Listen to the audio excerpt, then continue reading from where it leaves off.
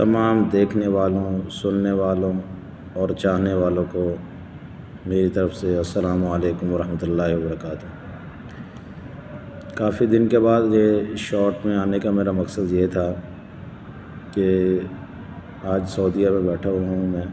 سعودی عرب میں، تو پاکستان کے حالات سن رہا تھا، انتہائی دل گرفتہ ہوا کہ ملک جو ہے نا کرپٹ ہونے کی طرف جا رہا ہے۔ تو دل میں آئی کہ دوستوں سے بات کروں، جو ہمارے بس میں ہے وہ تو ہم کر سکتے ہیں۔ یہ یقیناً اللہ کی ناراضگی ہے،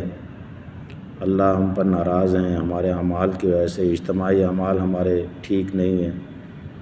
اس لیے ہمیں ان پر اجتماعی توبہ اور اجتماعی استغفار کی ضرورت ہے،